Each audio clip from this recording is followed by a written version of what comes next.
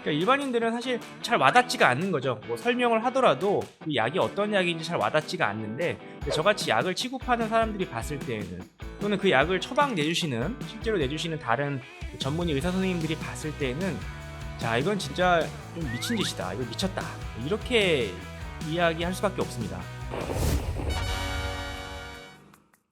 네, 안녕하세요. 약드라이브의 칼로리입니다. 자, 최근에 제가 뉴스 하나를 봤는데 제 경악을 금치 못했습니다. 그러니까 다이어트 약을 받기 위해서 전날부터 어떤 병원에 줄 서 있는 그런 뉴스였는데요. 그러니까 아침에 오면은 이미 줄이 예약이 다 끝나는 거죠. 그런 어떤 풍경을 보고 정말 경악을 금치 못했는데요. 진짜 저렇게 장사하는 데도 있구나.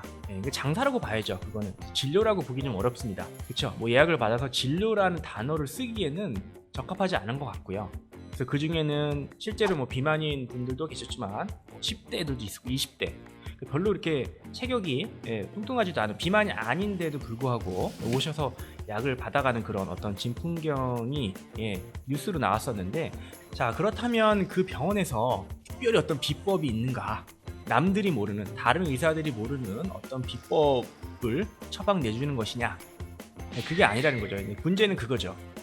다이어트 효과가 있다라고 허가를 받아서, 식약처 허가를 받아서 처방이 나오는 그런 약들이 아니라 굉장히 사람에게 안 좋은, 그러니까 다른 질병에 쓰는 그런 약들을, 또는 그런 부작용을 이용한 약들을 처방을 내려준다는 거죠. 그리고 한두 개가 아닙니다. 뭐 처방전 한 장을 다 차지할 정도로 거의 한 주먹 되는 그런 약들이 처방이 되는데, 그러니까 일반인들은 사실 잘 와닿지가 않는 거죠. 뭐 설명을 하더라도 그 약이 어떤 약인지 잘 와닿지가 않는데, 저같이 약을 취급하는 사람들이 봤을 때에는, 또는 그 약을 처방 내주시는, 실제로 내주시는 다른 전문의 의사 선생님들이 봤을 때에는, 자, 이건 진짜 좀 미친 짓이다, 이거 미쳤다, 이렇게 이야기할 수밖에 없습니다.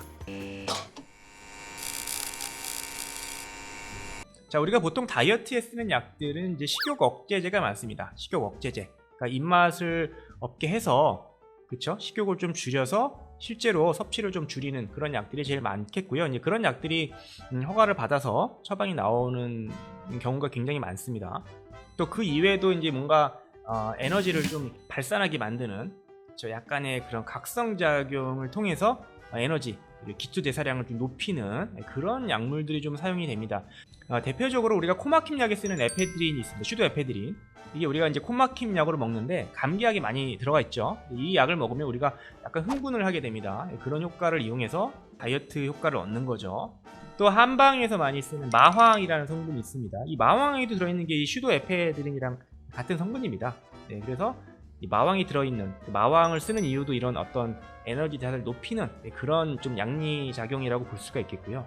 이 병원에서 나오는 처방들에 나와 있는 그 약들은 우리가 흔히 얘기하는 그 정신과 약들입니다. 요즘 뭐 정신건강의학과로 이름이 좀 바뀌긴 했지만 옛날 분들은 이제 정신과로 알려져 있죠. 그러니까 이런 약들이 얼마나 그 사람을 망가뜨릴 수 있는지, 얼마나 사람의 어떤 그런 정신과 육체를 손상시킬 수 있는지, 저희처럼 약을 이제 취급하는 사람들, 또 그 약들을 드시는 분들의 어떤 그 모습들을 보게 되면은 절대로 먹지 않습니다. 절대로 먹을 리가 없어요.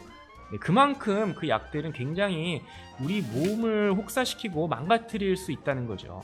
그러니까 대부분 뭐 우울증, 조울증, 여러분들이 알고 계시는 여러 가지 그런 어떤 정신과에서 신경정신과적인 어떤 증상의 질병에 쓰는 그런 약들이 있지 않습니까? 그런 약들을 거의 짬뽕해서, 그렇죠, 다 그냥 써가지고 합쳐가지고 처방이 내줬다라고 보시면 됩니다.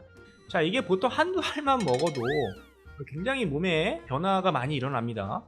근데 이제 뭐 다이어트를 위해서 이거를 한 주먹씩 먹는다? 이거는 정말 아닌 거죠. 이게 너무한 거라고 생각을 합니다. 그러니까 거의 이거는 돈벌이라고 볼 수가 없겠고요. 물론 진료 받을 때 뭐 그럴 수도 있고요, 저럴 수도 있고요, 간단하게 얘기를 하죠. 그게 얼마나 사실 무책임한 얘기입니까? 진료랍시고 그 정도만 얘기해주고 본인은 그거 먹을까요? 본인 가족들은 그 약을 줄까요? 다이어트 한다고? 절대로 안 줍니다. 우리가 다이어트 클리닉을 이제 운영하시는 의사 선생님들이 대부분인데, 이 몇몇 이런 분들로 인해서 욕을 먹을 수도 있다는 거죠. 그러니까 물론 거기 줄을 서 있는 환자분들, 그쵸? 환자분들을 뭐라고 할 수도 있겠지만은 사실 일반인들이, 환자들이 또 어떻게 압니까? 그쵸? 잘 모르죠. 그냥 누가 뺐다니까, 누가 효과가 좋다니까, 아, 이 집이 되게 잘하는 집이구나, 그래서 오는 거지, 어떻게 압니까? 그쵸? 이제 그런 마음을 이용을 해서 그런 처방을 내주는 게 좀 문제라는 거죠. 그러니까 그런 처방을 들고 오시는 분들이 간혹 있습니다. 약국에도 그런 처방, 그러니까 다이어트를 위해서 굉장히 많은 약들을 받아오시는 분들이 있는데, 얘기를 하죠. 이게 좀 안 좋다, 이게 좀 너무 강하고 세고, 설명을 드려도 환자분들은 안 듣습니다. 이미 각오를 하고 온 거예요. 나는 이걸 꼭 먹어야지 되는 상황인데 네가 뭐라고, 의사가 처방을 내줬는데 약사인 네가 뭐라고 이게 뭐 좋다 안 좋다 하는 거냐, 나 무조건 먹을 거다. 약국에서 아무리 뭔가 얘기를 해드리려고 해도 씨알도 안 먹힙니다. 좀 안타깝죠. 돌아가시는 그 모습이 참 안타깝긴 합니다.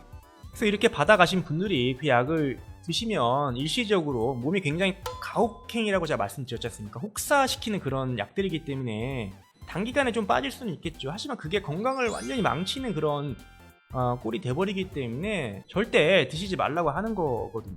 실제로 그런 약들을 드시는 분들, 정신건강의학과에서 그런 약들을 드시는 분들이 그 약을 단 하루 이틀만 안 드셔도 사람이 어떻게 변하는지 여러분들이 보시면 놀라실 겁니다. 그 정도로 약이 굉장히 강하고요. 우리 몸을, 우리 어떤 정신과 육체를 얼마나 심하게 흔들고 조종하는지 여러분들이 아시면 그만큼 우리 몸이 얼마나 약물에 나약한지, 반대로 그 약이 얼마나 강한지를 여러분들이 경험을 하시면은 절대 그 약을 먹을 수 없을 겁니다. 실제로 먹던 약이 떨어져서 약국에 와서 굉장히 난동을 부리고 행패를 부리고 정상적이지 못한 행동을 하시는 분들이 꽤나 많습니다. 그만큼 약에 한번 의존이 되고 중독이 되면 다시 걷잡을 수 없다는 거죠. 요즘 마약 때문에 굉장히 사회가 논란이 많습니다. 이슈죠. 문제기도 하고요. 마약 중독자들이 굉장히 늘어나고 있는 그런 상황인데, 사실 다이어트 약 또한 이와 크게 다르지 않다라고 생각을 합니다. 이게 마약처럼 어떤 중독성이 있지는 않지만 굉장히 의존성이 강하고 또 마약과 버금갈 정도로 우리 몸을 굉장히 혹사시키고 망가뜨릴 수 있기 때문에 아예 시작을 하지 않는 게 좋습니다.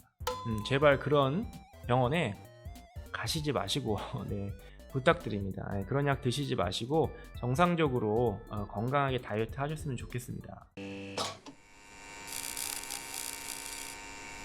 다이어트를 위해서 나온 약들이 그래도 제법 안전한 약들이 많이 있습니다. 전문의와 상의하셔서 정상적으로 내 몸을 좀 생각해 줄 수 있는 그런 선생님을 만나셔서 다이어트를 하셨으면 좋겠고요. 물론 약보다 운동하시고 식사 조절하시고 하시면 더 좋겠죠.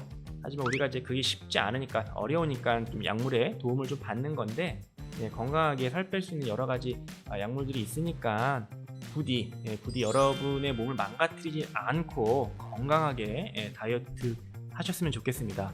감사합니다.